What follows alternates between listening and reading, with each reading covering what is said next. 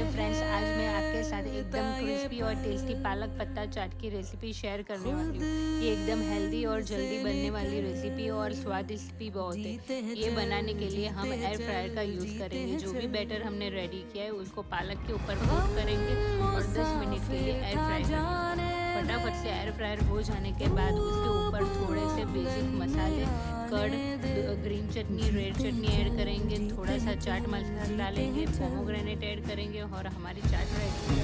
तो आपको मेरी ये रेसिपी पसंद आए तो लाइक करें, शेयर करें और सब्सक्राइब करना ना